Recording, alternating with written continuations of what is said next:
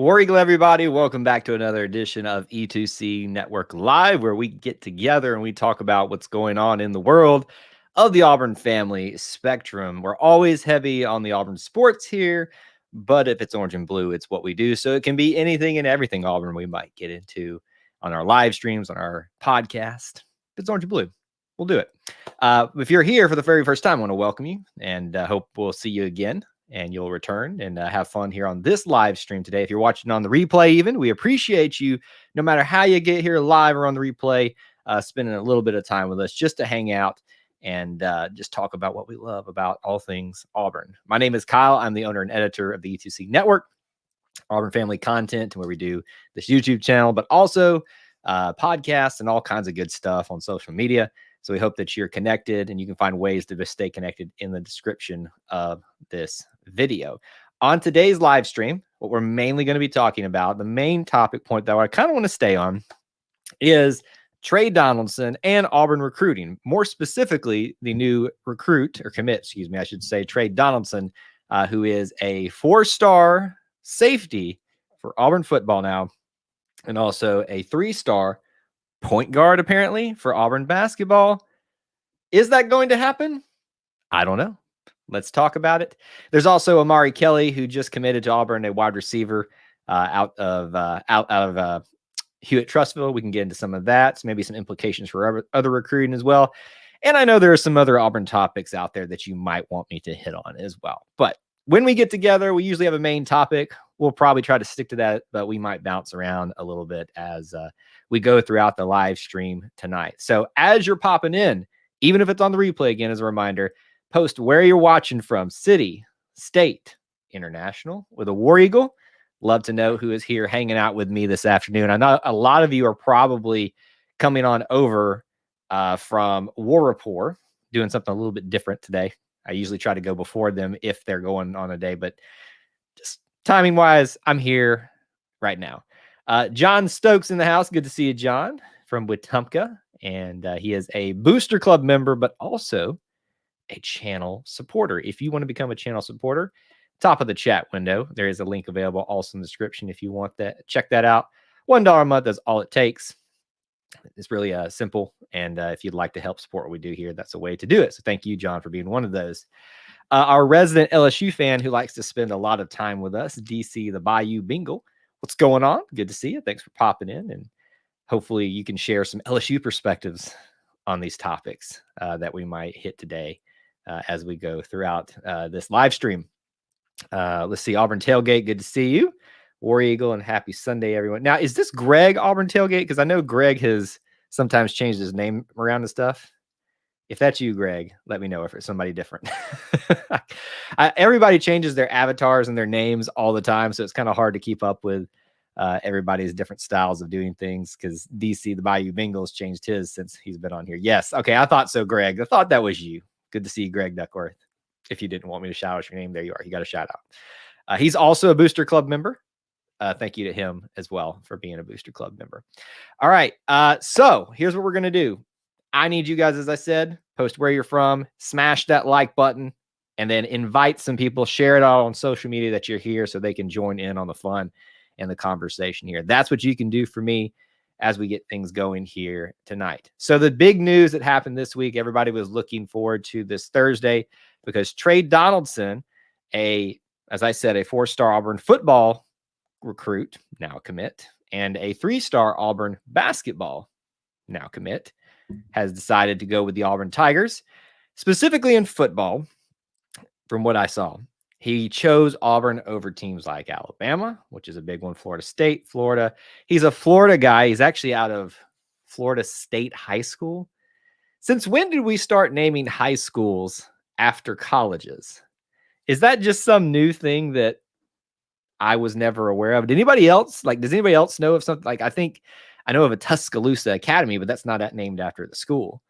I think there's a Bear Bryant High School somewhere in the Birmingham, Tuscaloosa region.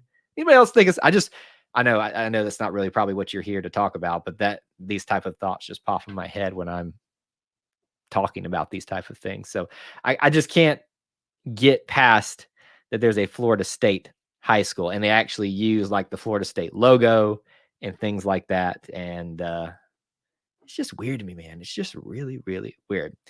Committed to Auburn. Also on that day, it was a big day for Auburn. Omari Kelly out of Hewitt-Trussville, 4-star wide receiver. Again, all these stars are depending on what service you look at. Committed to Auburn. And there may be some implications for some other recruits down the line with him commit. That's a big question mark. I do want to make sure we mention him because I know that's part of the big recruiting thing and everyone gets really excited about. But we might get there. We might not. Depends on how we get through some of these topics today. But with Tre Donaldson, I think the big question for me is, will he play football and basketball? Because that's what he says he wants to do, right? He's a 2-sport athlete, and you see this a lot in high school. I mean, basically, depending on the size of the high school you went to, I mean, the size I did, basically, if you played football, you played basketball and, and baseball and what other versions of sports that you had there as well. I don't know that, that's doable on a larger scale school like most of these recruits are coming from. But you typically see them do, like, we'll call it football and baseball, or football and track and field, or golf if they have it, or, spring and fall are usually the ones that are flip-flopped. You don't really see a lot of winter sports, basketball, wrestling, swimming and diving, that type of stuff. If your high school has those type of things, having a lot of players that run both ways. So it's a very interesting concept for a football and a basketball player wanting to continue that from high school into college. And is that doable at this level, specifically for our purposes with this new recruit? I don't know. I'm kind of working through this honestly myself, and I might even do a video coming up, just an edited video, not a live stream. A lot of times what you'll figure out and what you'll find with me is that I come to you guys to kind of talk through some of these things. If it's worth doing another video about, I'll kind of get my thoughts together here. So you're almost like helping me brainstorm and work through all of this right now. Sam's in the house. Good to see you, Sam. Thanks for popping in. Sam's also a Clemson fan. So we've got LSU, we got Clemson already. Where's all the Auburn fans at? They're taking over, folks. We can't let the other Tigers ruin our space here. I love having y'all. I'm just messing with you. All right. Greg says, should Trey end up playing basketball only? Is that just a wasted football scully, or how does that work? That's a great question and a great way to kind of start this topic, because my answer is I don't know. And that's kind of what I'm here today to talk with you all about. I'm trying to work this all out myself and trying to figure out, can it happen? Will it happen? The question of should it happen, I think, can be tackled another day. We might determine that here today, but there's so many logistics here. Is he a football more than a basketball guy? Is he a basketball more than a football guy? Is he super serious about both? I think a lot of kids come in saying they're serious about both, but they end up not being that serious once they kind of get into something. Because remember, Anthony Schwartz, for example, super serious about track and field. Came into Auburn, said, I'm going to go to the Olympics too. I'm going to be as serious about this. But then he really figured out that his best bet, at least from his determination and those in his circle, to focus on football, which is why after his freshman year, didn't see him again on the track and field team, which was such a shame, especially for Jessica and myself, who do the track and field podcast here on our network. But alas, we were just talking about him today too, and how fast he was. Lee says if he plays football and basketball, it counts as one of the 85 football scholarships. So yeah, I mean, I don't see a world where it doesn't count against football unless he gets I don't know. Lee seems to maybe have some knowledge about that, so we'll kind of rely on that at this point. But I just don't see a world where it doesn't count against you in some way, personally. It's got to. So yeah, I don't know if this is something that Bruce and Harsin worked on together, or was it something that Coach Harsin was working on and pulled Bruce into to kind of get to seal the deal, to give him hope that he was going to be able to play basketball as well? Or was it something that Bruce was saying, hey, I need you. let me bring Harsin in to kind of sweeten the pot for you and see if you can potentially play some football. I kind of have tried to work this out of my head, probably how this went. He's obviously a more valued, and value is loose and it's open to interpretation on what that means. But value, he's probably more valuable in the sense of stars and all that stuff for football because his rating is higher there. Granted, there's a larger pool. They give out more of those type of stars than basketball does. So there's less positions, that's more stars to give out in that position. So I think you tend to think when you see this type of situation that, well, clearly he's more of a football player. Is he though? I don't know.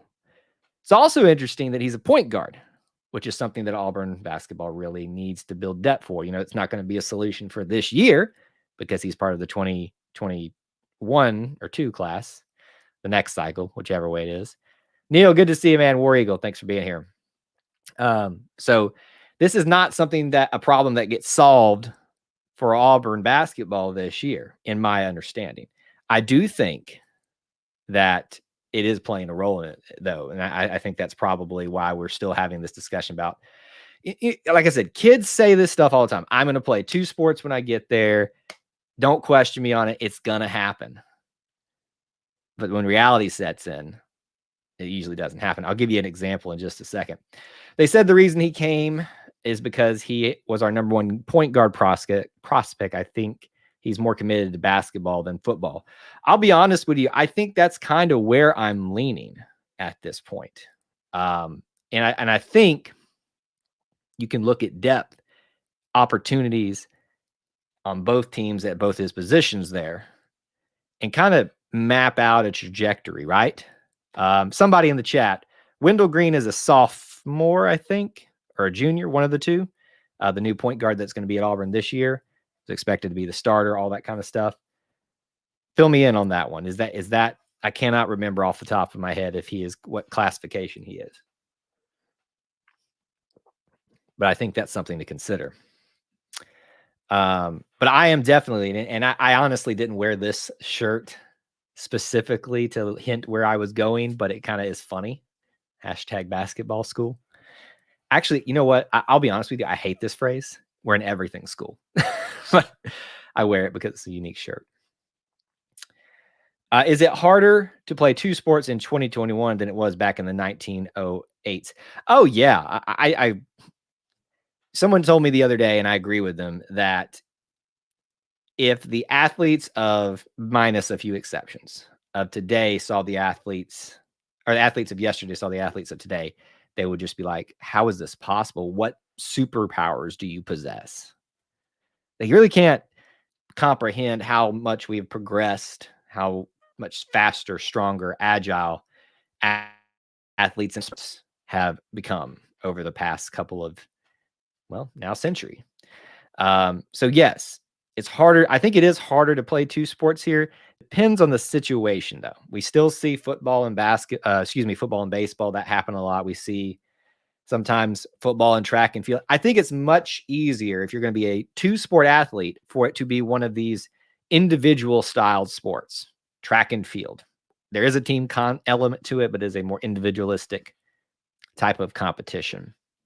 Golf would be, you don't really see that, but golf would be an example. Tennis could be an example. It would be interesting to see a football player also be a tennis player. Does anybody know of an example of that? That would be interesting. Interesting side note, I saw his dad says baseball is his best sport, obviously a gifted kid. Oh, yeah. I think if you are someone, even at the high school, because like I said, even though it's commonplace for it to happen, I was a 2-sport athlete in high school. Doesn't mean I was good, but it's commonplace to be that. But when you're good at something, AKA Bo Jackson, you're just good at something. And so he's obviously very talented, and he's probably going to be successful no matter what he does. Imani says, hope we play both sports. We'll win a national championship in both. I think Imani's just messing with me at this point because he knows it. I love to call him out on that. Neil, I figured you said 1980s, but Honestly, that's an even great question to entertain. If you talk about back then versus now, I think it would have been more commonplace to do that. Let's see. I listened to an Auburn recruiting podcast yesterday. Can I guess who it might be? I think I know who it is. And the question was, who's the next commit for Auburn? And the guy said Drew Bobo or Darius Clemens both could commit to Auburn within a month. Potentially, yes. I don't know about one of those. It's something to think about, though. We might get back over to that one in just a second. My son plays baseball. He's 10, and I was talking to another parent who has a son that plays baseball in high school, said their son's baseball coach will not allow them to play other sports. It's very dangerous, I think, if you're a person that has a super, super committed, bright future in baseball. It's scary thinking about them going and do something like football because of them hurting that, especially as like a pitcher, hurting that arm and really messing yourself up for what could be a very, very bright future for yourself. So yeah, there's obviously risks that come with that. Back to Tre Donaldson. Will it happen? Let me remind you of a recent person who said something similar. And we were having these same conversations. Anyone remembers a certain Jeremy Johnson? Mr. Football. Now, listen, I know a lot of you right now are going to start dogging Jeremy Johnson. Don't start that crap. I'm just going to tell you right now. He didn't pan out as quarterback. Nobody's going to deny that. But the reality is he was Mr. Football of Alabama. He showed all the promise in the world in his few starts that he had in the wake of Nick Marshall not being able to play. But he just didn't work out. Something the mindset just didn't happen. He was also a very good basketball player in high school.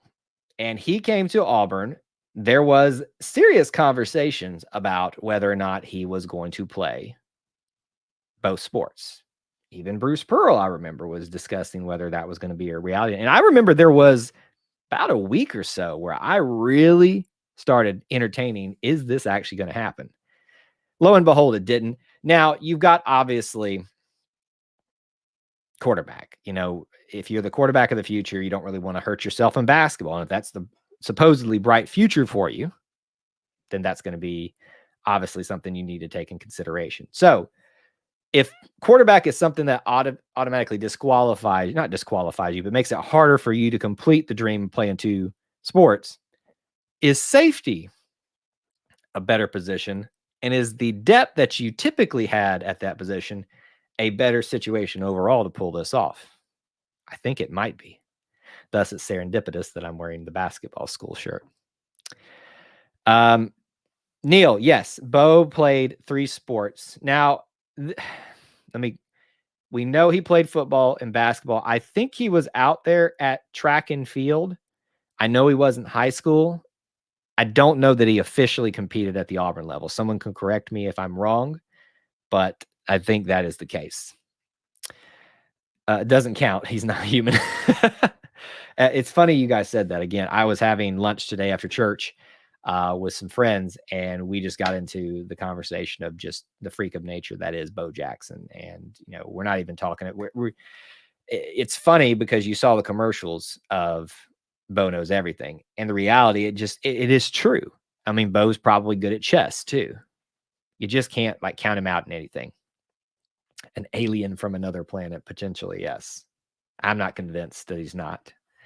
A man, when you have a freak accident happen to you to ruin the rest of your career in something, and it took your specific strength, your specific agility, abilities that only your body possesses to actually cause that to happen. If you haven't seen the documentary, you need to watch it. It's fascinating.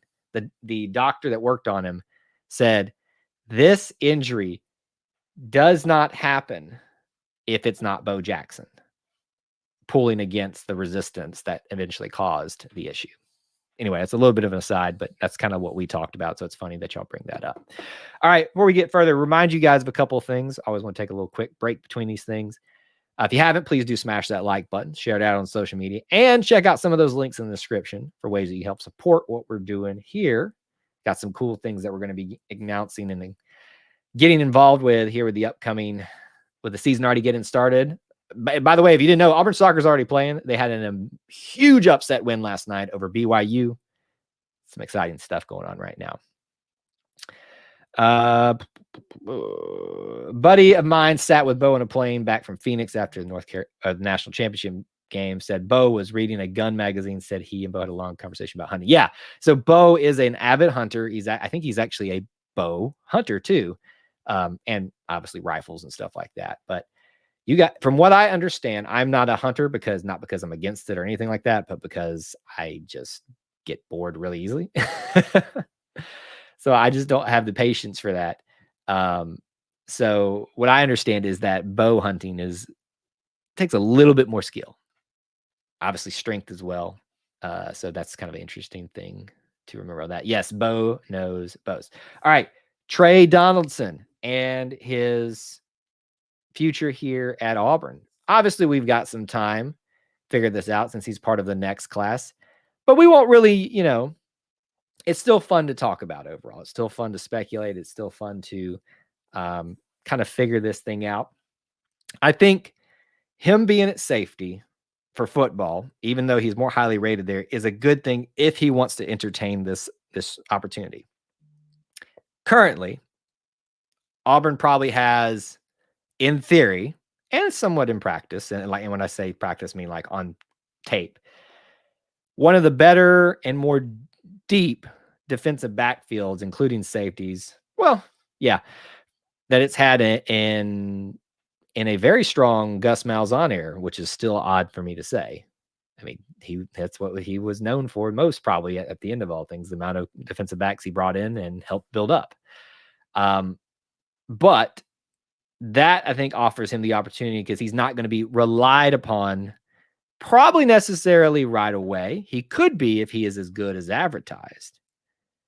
But I think there's going to be a lot more talent and a lot more depth that's already kind of here that he's not going to necessarily need to be called on. So if this was something that we could try for one season, sort of like Anthony Schwartz did, Sean Shivers did, Noah Igbenogany, I think, did it for 2 seasons. It's probably possible in his freshman year to see if that works. So I think that's a potential right there. Might be something that if he's not required, his services aren't always needed for football, that he might be able to spend some time with the basketball team, not necessarily practicing or playing, but do that and devote a little bit more time than we probably originally planned that he might be able to. So that's potential. Yes, he is only 6 feet tall. Now, Ben King, who used to be a co-host here, and he pops in from time to time on our podcast network, he is notorious for despising what he calls short defensive backs, especially cornerbacks. But, I will say it's the size of the fight and the dog, not the size of the dog and the fight. That is probably what rings true on this. So I don't worry too much about that. His height, though, does tend to think maybe he is better suited as a point guard. Remember, 6 feet, what you do with that 6 feet matters more than actually being 6 feet. Joe, what's going on? War Eagle to you. Joe's a channel member. He's also a Booster Club member. Thank you, sir, for your support. Probably just wants the football complex available to him. Now, that is probably not, but like in reality, I know you're being a little funny, but let's be honest. Wouldn't you? Who doesn't want to go sit in the Mos Eisley Cantina for you Star Wars fans out there? Because that's essentially what that main area is. I mean, that looks awesome. A barber shop in there. I know it's a football-only facility. If you think the other athletes aren't going to be able to do some things with that, you're kidding yourself. It's mainly for the housing of their equipment, their practice facilities, stuff like that. There's going to be a time where that other building, because think about it this way. This opens up the thing that makes the most money gets moved to its permanent location. It makes it less challenging now to relocate some others if they want to redo that whole area, which I think that they will. You think the Coliseum is going to stand there forever? You think that whole area isn't going to be due for a renovation? Not saying I want it to. It's coming. Prepare yourself. Let's see. 6 foot tall is small. Yeah, I agree with that person. 6 foot tall Safety is a little bit small, but how can you hit? I was the smallest safety on our high school team, but I love to hit people. Maybe I didn't do that much, but Lee, great point. Honey Badger was 5'9". Perfect testament to what you do with this. What you have is more important than what you actually have. But the point still stands. That's a little concerning for a safety, which is another reason why to consider maybe he, even though he seems more, but think about it. You're a 4-star athlete. Stars don't really mean that much in the grand scheme of things, but they're fun to talk about, fun to speculate on. But if people consider him that good, obviously he's done enough to show that his height isn't that much of a detriment for football. So there's that. I think the way I'm leaning right now, football is kind of the secondary, if there is a secondary, but he's treating it seriously. I think basketball potentially offers him more early opportunities. And I think that's why this might be the first time in a long time we have a potential Auburn and basketball athlete. There was an SEC school that had this, had one like this recently. I think it was South Carolina, or was it Kentucky? No, it wouldn't have been Kentucky. Kentucky doesn't let anything but basketball players on their court. Is it Vanderbilt? Anyway, there was a situation similar to what we're talking about here. I saw for one season. I was like, well, that's new, because the guy came back for like the Auburn game. He was finally available after the football team was done. He is a 1 in a million. Talking about the Honey Badger, who says this isn't though as well. Height don't make you a good player. Just look good getting off the bus. Kevin Nelson, what's going on, buddy? Good to see you in the house. Also a Booster Club member and channel supporter. Thank you so much. Appreciate it. South Carolina, that was the school. Thank you. Appreciate that. Neil says the best safety in the NFL is 6'2". So here, how about this? I think that's probably where we're getting kind of the, I know we're not disagreeing, but we're just having fun discussing this. I agree with Neil that bigger safeties are typically more successful in NFL, because there's a size differential and athleticism differential from high school to college and college to the pros. That's why you don't see typically first-year players outside of the Honey Badger or other examples do that well in their first year, like outstandingly well. There's a reason they give the rookie of the year, because there has to be at least one rookie that stands out, because there's going to be a guy that kind of breaks the mold, so to speak. So for the NFL purposes, right now, I don't think he sees himself as having a future at safety. I could be wrong. Maybe the future is brighter. The opportunities are more vast for him at point guard. When you look at Auburn basketball's potential point guard situation, Wendell Green, and then there's a lot of guards there with some somewhat point guard experience, but there's not a next guy up type of situation. A lot of people, and people have already said it here, have called him or have addressed him as being Auburn's pick for its next point guard, which is interesting, him being a 3-star. I believe that stars don't really matter much. It matters what you do with the stars, just like the size. There's something to the rating system, but it shouldn't be completely wholesale believed.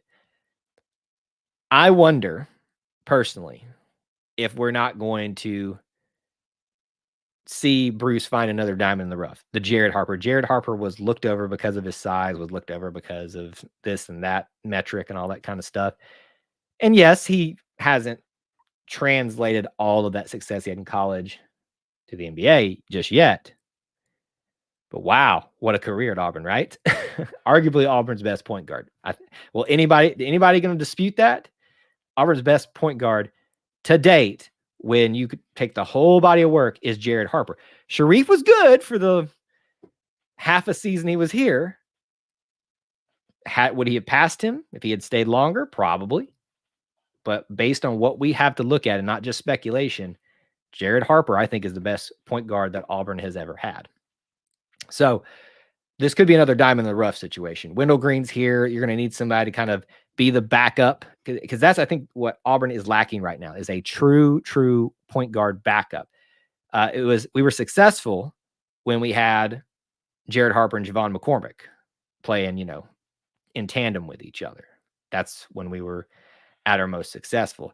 You saw a little bit of the struggles happen when Javon McCormick didn't have a really solid backup, in my opinion. So this could be something that's makes it more likely that he is putting more emphasis on basketball going forward. So that's kind of just where my head's at on that. So how about this? Quick poll of the room. If you had to pick one, you get 3 choices. When all is said and done with his career at Auburn, is he A, basketball only, or 1, or whatever you want, basketball only, 2, football only, or 3, does he finish his career at Auburn doing both? However long that is. What do you think? I think I know where you guys are going to go with this. Just curious if anybody's got a different opinion.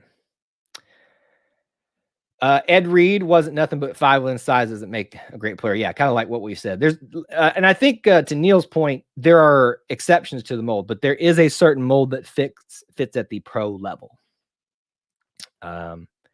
Neil says football only. Both. Okay. Honestly, I thought we got a basketball only. That's kind of where I thought we would go. We might get there by the end. Everybody puts their opinions. Football only. I'm leaning basketball at this point, guys. I don't know about you. I could be convinced to change, and that's why I said that I might do a edited video where I just kind of talk through this myself and kind of just, give you my should it happen, because this is a conversation of could it happen, and I think it can. Obviously, there's always an opportunity for it to, but should is a much different question altogether on if it should happen. And we can come back and forth to this type of stuff, but we've already addressed it. Omari Kelly is a 4-star wide receiver out of Hewitt-Trussville. It's been a pipeline for Auburn in the past. Good to see them go back there. So how do you feel about that recruit? Does it make you excited? Overall thoughts about that? Neil, yes, a 6 foot tall. Neil's all about the height. 6 foot tall basketball player is really small. So he's small in football, small in basketball. You got to pick one. But I think his position, though, Neil, with basketball, point guards are typically smaller. So it's a little bit more of a chance to be maybe successful at that point. I don't know. We'll see. We'll see. If he fills out better as a football player at Auburn, then that's probably where he goes, but potentially there as well. He'd make a great shortstop. We will be missing a great shortstop after Ryan Bliss, or he's gone. So, hey, anybody up for 3 sports? Tre Donaldson?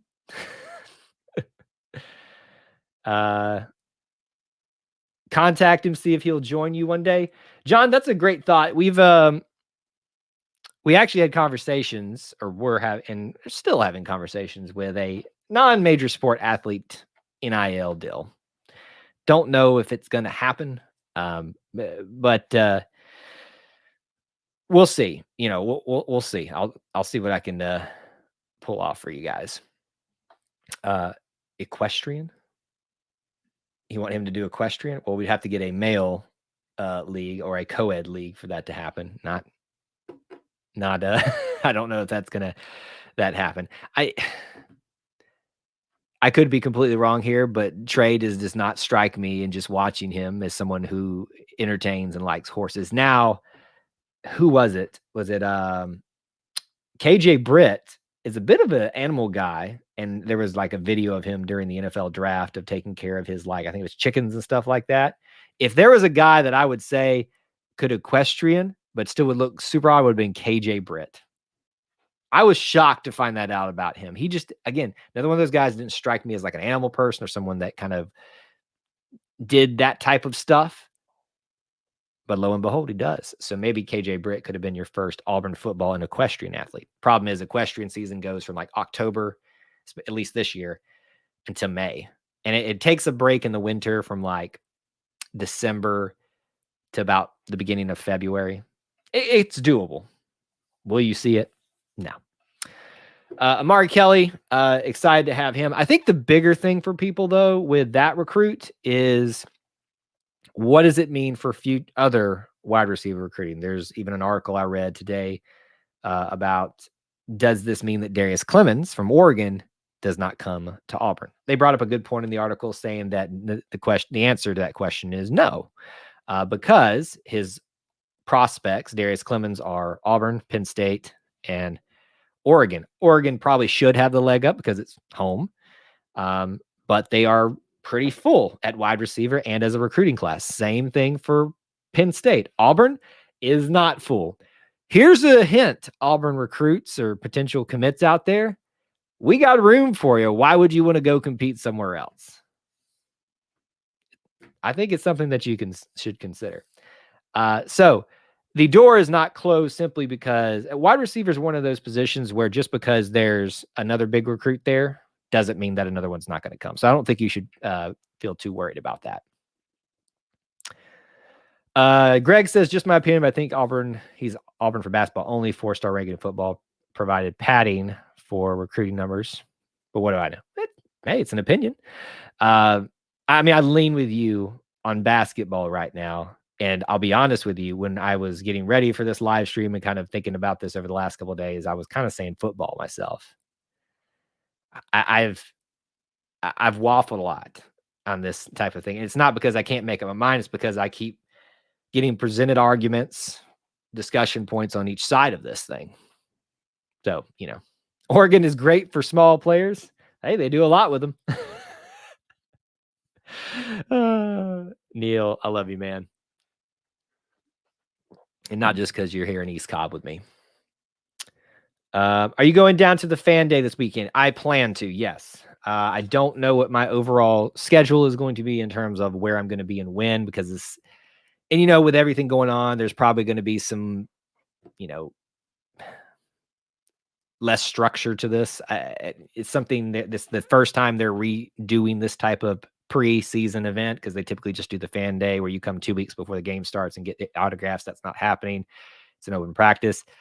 So I will be there. The best bet, if you're going to be there, if you want to hang out or just say hello, is to follow on social media, because it'll almost be kind of like a warm up for the rest of the season, which you'll see I'll be doing.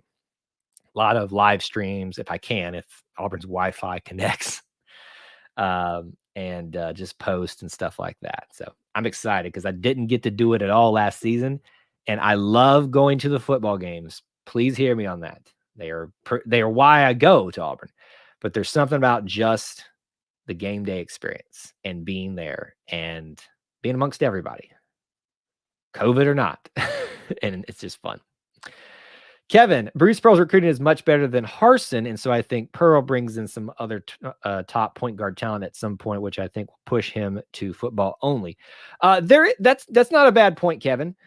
Zion Cruz is still out there. My source was telling me originally that was, while Zion was very high on Auburn, that may have not been the case the other way. That has since changed a little bit,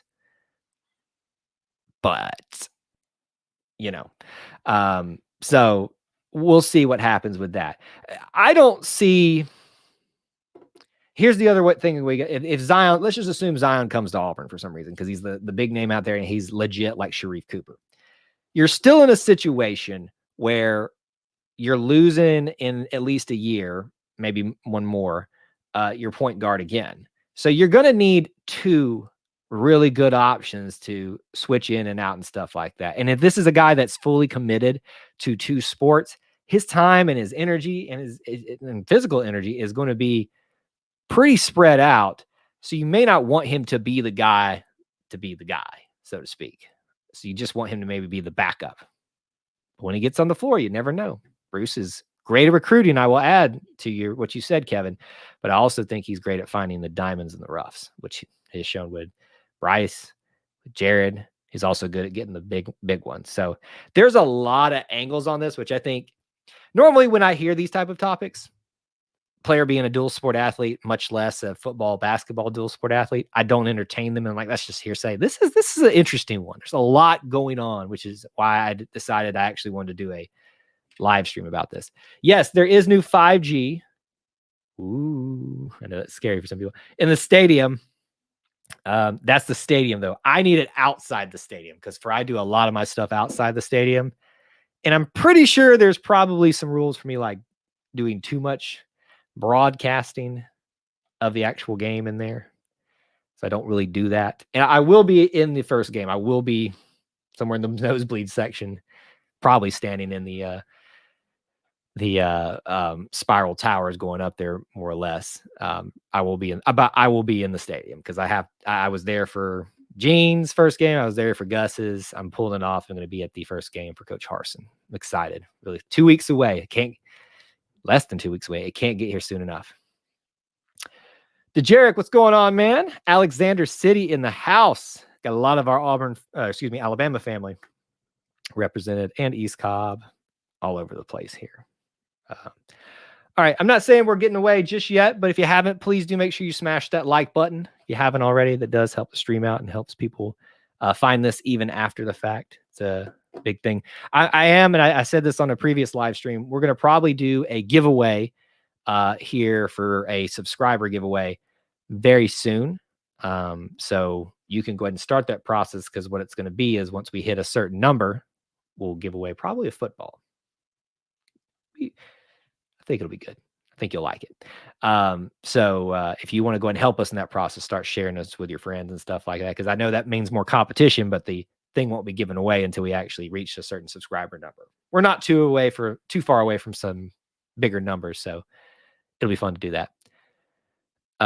Assigned Zeke Pike football, a little bit better than that, but actually you're probably thinking in a same idea of this type of one that I want to give away. I think it's one that you would still be very, very excited to have, because it's kind of not a lot of opportunities to get that one. Everyone's loving the Zeke Pike one. Gosh, that's a name. That, and I won't say that Sean White has become like Zeke Pike, but it's kind of become that way. We've forgotten that he actually looked pretty promising for a little while, then had his personal issues. We got a championship defense this year. I think the offense will be good enough for at least a 9 to 10 win season. This is going to be the problem for the next 2 weeks. I'm going to be the guy that tells everybody you shouldn't be optimistic. I feel like I said it on the last live stream. Auburn is 100% capable and has a potential to overachieve and do those type of numbers. I just don't see it happening. I don't. I'm struggling with 8-5, and let me just say 8-4, because I always think about bowl games and stuff like that. But I'll stop saying that. I'll try to. 8-4 is what I'm struggling to keep myself at.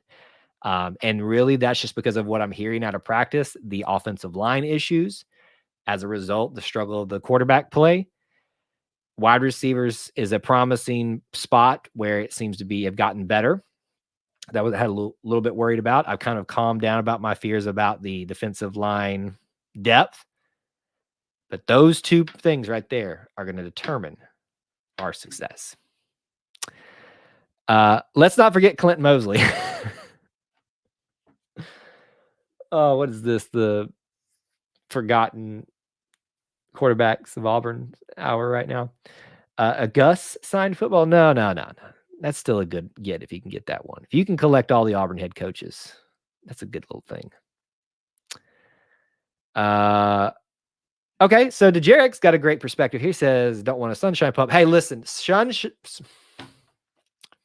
sunshine, I have the trouble saying that one. Sunshine pumpers are welcome here. So I don't want you to feel like that. This is not Twitter where we throw insults in your face if you have a positive outlook. Now, Imani, who's constantly posting Auburn will win the national championship, I'm going to pick at him a little bit, but I love optimism and I love it. I'm trying to, especially this year, in a transition year, be a little bit more what I think is realistic and be pleasantly surprised. Malik Willis, same kind of idea. I think you're on the right track, Neil, but I think that one would probably be a good get, seeing the trajectory of his career right now. Supposedly. See, yeah, Greg and I find that we're a lot similar. I was at 7-5. I raised up to 8-4 about midsummer. Kind of I'm thinking about dropping back down, but what I tend to do at the beginning or the beginning of a season or right as it starts is get really optimistic. Who knows? I might go 9-3, and there I am with Dejerick. Let's see. Brandon Cox, Mr. Football 3-0. Mr. Alabama 3-0. Yeah. We had how many Mr. Alabamas? We had Brandon Cox, Jeremy Johnson, Kerryon Johnson, Bo Nix. I feel like there's a bunch of others in there I'm forgetting. But we've had a lot of those. He's a pessimist, so you go into 7-6. Hey, if you're a pessimist and you're 7-6, that's still a winning season. See, to me, pessimist is something like 4-8, 5-7. I don't see a world, and here I am knocking on wood, where Auburn loses more than 5 games. Could be wrong. We'll see. Yeah, Cadillac was Mr. Alabama. There you go. There's all those names. I know you guys are coming up with them now. Dejerick says the offensive line isn't as bad as people think. Well, if you were there, you've got the insights. I would hope that's the case. And I want to be clear when I say this, and I try to always remind people, I believe in being constructively critical, but I'm also going to be critical where it's needed. And the offensive line has not shown me on legit game time yet that it has gotten this act together. And this is a group that's been together for a while. Is this the year? Potentially. Cue the Twitter thing that everybody likes to post now. It's not Joey. 4-8 would be awful, yes. Whew, can you imagine? Monty says Alabama and Texas A&M will be overrated. I won't call Alabama overrated. I will think the expectations are overrated. I think Alabama is still going to be good. I don't know that they're going to catch lightning in a bottle again with a freshman quarterback. There are going to be some struggles with that. Texas A&M has kind of been on a slow incline for most of Jimbo's time there. There's not been an indication that it's going to stop, but maybe this is the year. So that I think the 5 in question are Penn State, Texas A&M, LSU, Georgia, Alabama. I think, I'm just being honest, I think Auburn's going to get one of Alabama or Georgia. I do. I really do think that. They're at home. It's what we do. I think it's going to happen. History says it happens. LSU feels pretty good to me. It does. Penn State worries me. Texas A&M worries me. It just is. That's just kind of how it is. Whenever Jimbo loses, he loses badly. That's not fair. That's not fair. I mean, that is fair. All right. I can't tell on my screen, but Joe, I think you used the emoji things. Is that true, Joe? Is that what you're posting there? So if you're curious, it shows up differently on the screen now as I asked. If he is showing the little emoji things, those are the things that the people that are channel supporters get to have. If you want to check that out, you can do it in the top of the description, but also in the top of the chat window, but also the description. And there's some other things that you get with it listed there. You can hit the join button as well. That's a good example. You have access to those. Tam is overrated. Not understanding the love for them. I don't have love for them. I'm watching a trajectory, and it hasn't sharply declined just yet. But I do agree that if there's people saying that Texas A&M, this is the year, no, it is not.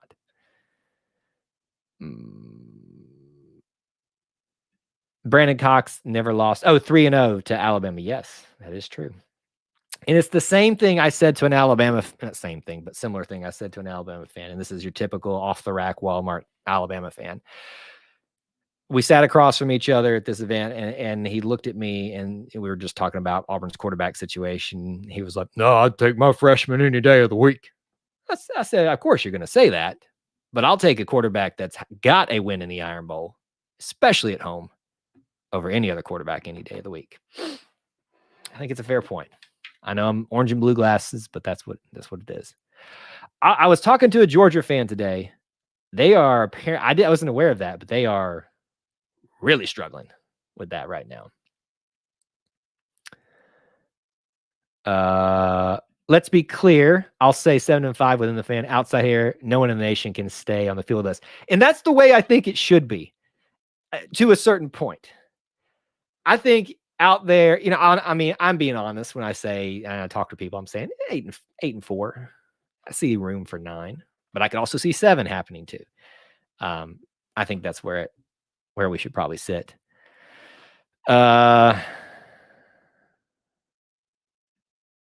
Tank and Shivers haven't even touched the ball as much during the scrimmages because they're helping the other line with pass blocking. Run blocking is above average. And that's probably a good thing.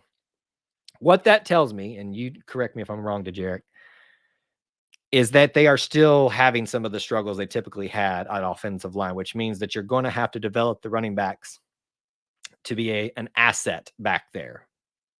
And I think you should do that regardless of your situation. But I think that gives a Band-Aid for a potentially bigger problem that can keep things from free bleeding. That's a very graphic analogy, but that's just what that's kind of the way I look at that. Yeah, I don't know Texas A&M well enough to think if they're elite, but I do think they're good enough. Just kind of watching, again, the trajectory of everything. Walmart Bama fan, this. I thought that was like a common thing we talk about them now. Off the rack Walmart Bama fans. Let's see here.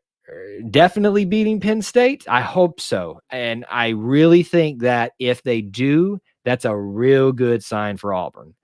From what I understand, they've returned a lot of their starters. It's not going to be a pushover Penn State team. Coach Franklin seems to be a very good coach. Did some wonders at Vanderbilt and has maintained that over at Penn State. So I am not taking that one for granted. It's going to be a wild atmosphere. The game of the week for week 3. I'm real excited for it. It's sad I couldn't go this year. It doesn't hurt my feelings either that UGA is struggling.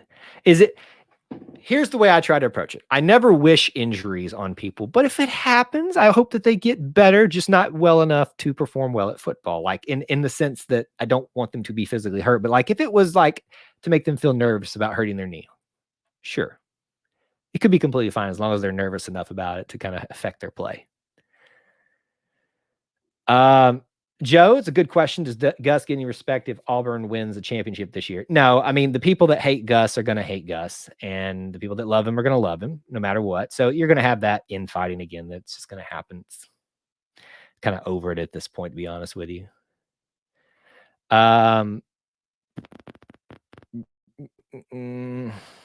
Let's see. You're absolutely right. That's why Bo is only going against the first team defense because they are swarming to the ball.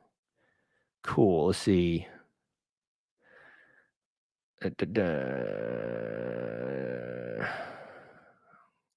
So we're going to go ahead. And if guys, well, here, I'm kind of reading through some of the comments here. We got some people being very rude to some of our players. We're not going to entertain those things here if that's going to be how you're going to be on this thing. So sorry to call that out and be like that, but this isn't the place for that. Having good fun with it is fine. That's not worth it. All right.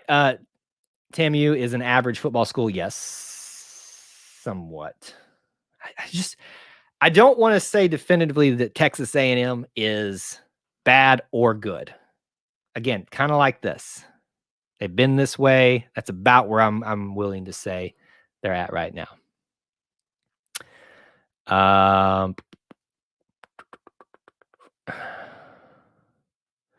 But all those were Gus's players, yes. Just like all of those were Gene's players.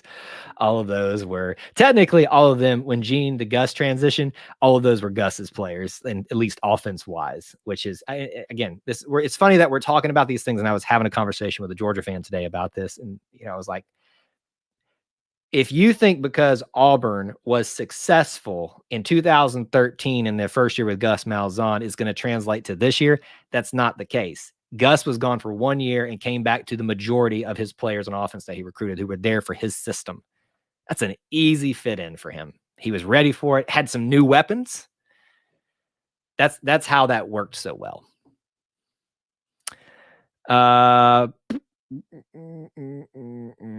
DeJarry, I hear this a lot, and I don't necessarily agree with it. You can't always go good on good. That's the phrase that's usually used. I'm not there, and you seem like a guy who's been at some of the practice and stuff like that. So I kind of have to, trust that's true what you're seeing. If you think that they're always going good on good at every practice, they're not. Are they going at that more this year? Yes, because this is a defining year for. It seems cliche to say, but it is an important year for Coach Harsin, because you're setting the tone for the rest of your time here, however long that is. This is saying, do you want to be here? We're going to put the best against the best. And if it hurts some of our guys, so what? We're probably going to have a few struggles this year anyway. So what? Let's put the best ones out there and get these issues worked out. So this is a year where I'm okay with good on good all the time, and it should be happening.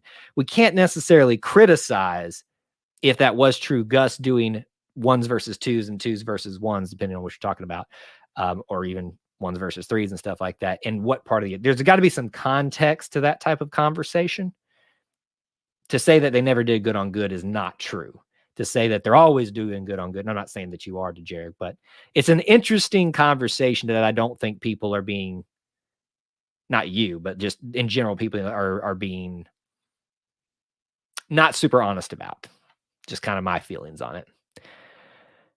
That was a common phrase for him, wasn't it? Our players are still young. Well, I mean, a lot of them did act pretty young.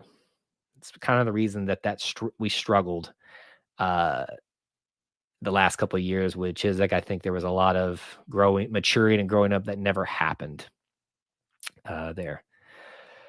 Let's see. Don't make you. Let's see here. Good on good doesn't make you better because we had too many monsters that lead to injury. No, I think I will give DeJarry a little bit of here as well. I'll agree with him. I think good on good should happen. The thing that you have to think about, though, is the context of that. When is it happening? Right here, preseason, if you get an injury, there might be a chance that you come back later in the season. Good on good later in the season probably doesn't need to be happening. But in fall camp, that was happening a lot for Coach Malzahn too. Maybe not as much as Coach Harsin. But that's a big nebulous hang up that a lot of people use to say why we weren't as successful as we were.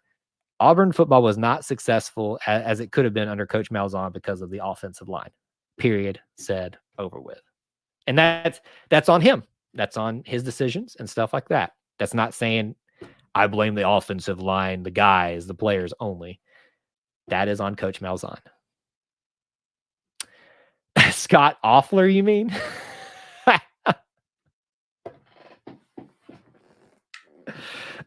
We had brought up some names tonight, guys, or today. Scott Offler. I can't even do that. Okay, I think we're on the same page now, DeJarry, with that. Yeah, and they didn't have the depth to. I think this year is not a year where you look at depth. You look at who wants to be here, who is the best option for us to have the most success this year. And if that causes some injuries and some depth issues, so be it. Because you never know. You might catch the right group that may figure it out and, push some people out of the side that didn't need to be starting. It might. I'm not saying it will. Or it may push those that needed that extra push to do better.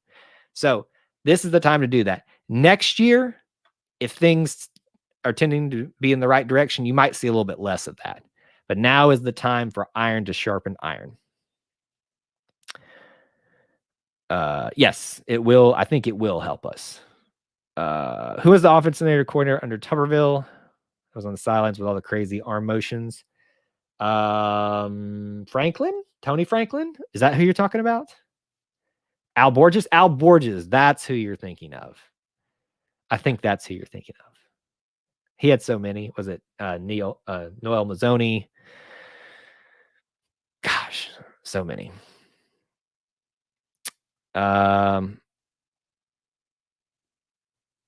Let's see. We wasn't aggressive. Look how G did with us last year. We weren't strong enough to use or used to the intensity that Gio was bringing. Yeah, I mean, really, that was the defining moment there of that game, was if you are able to push them around a little bit.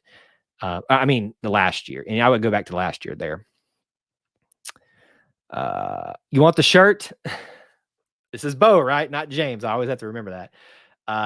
I don't know where I got it. I think someone just gave it to me. I might have gotten it like in a t-shirt toss at one of the games or something like that.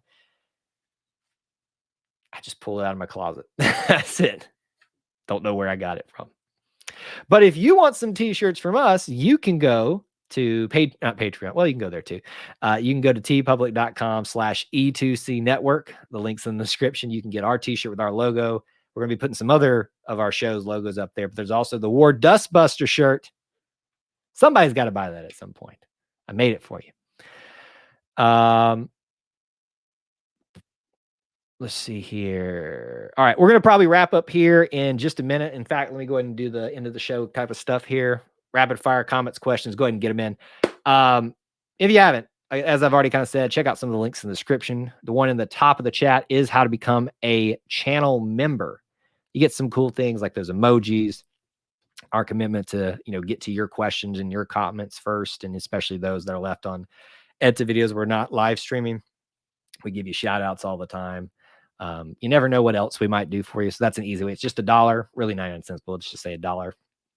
Also, the Booster Club, it's like the next step in support. You get more perks and stuff like that. You got some insights yesterday from a practice that I shared if you're in the Booster Club. So check that out. Just some thoughts about what's been going on with the whole situation with players and coaches being out, stuff like that. And what was I going to think? Oh, coming up maybe today, I will announce who is going to be the next guest on Auburn Roots to tell their Auburn story. Previously, we had Andy Bertram. Pretty cool episode. You guys again will be the first ones to know that. So that's all the main stuff we have coming out this week. Let's see. Frank Thomas was an All-American talent at tight end. Coach Dye told him baseball was a sport. He would have been a Hall of Famer, and if he would just play baseball. Yeah, that was an interesting, you hear Frank talk about that, even Hal Baird talk about that. It's always funny to ask the question, what could have been? I think it worked out good for Auburn and for Frank, for him to be a baseball only guy. We'll see. Only history now just is kind of proven that was the case, and that was the right thing for him to do. And now you've got a representative in each, right? You got Bo, Barkley, and the Big Hurt. You got 4 really Rowdy Gaines. I will argue that Rowdy Gaines needs to be the 4th of the Auburn Mount Rushmore. I think you could probably make a case for some other players in other sports too. I think SUNY's probably going to be that for Auburn and gymnastics. I think Casey Cooper will eventually be viewed that for women's softball. Trying to go down the list here. I think there's some other names out there, but I'm blanking on them at the moment. Omari was coming to us. If you did call it, and it was a good call. Bo Jackson would have been a Hall of Fame baseball player had he stuck with baseball, if he not got hurt. Yes, but he's a baseball guy at heart. Aldell Greco, great kicker, great Auburn football player, but I wouldn't put him. I'd put many other names in terms of representing your sport before Aldell Greco. That's just me. I may be wrong, but Aldell Greco is a great name for Auburn to have and to be, blessed with having in their family. All right, I think that's going to do it for today. Thank you guys so much for being here. Please do smash that like button on the way out. It does help the stream out. If you're not subscribed, please do it. Hit that subscribe button, notification bell. You'll know when we go live. Wednesday night, be here. Anything on the table, we will talk about Auburn stuff, and I'll take call-ins officially, where you can call into the show, have your voice or your face be live here on the air, and just hang out with me and have a good time. So I hope to see you there. Thank you guys for being here on a random live stream today. Hope you enjoyed the conversation, and I'm excited. Less than 2 weeks to Auburn football. Get ready, folks.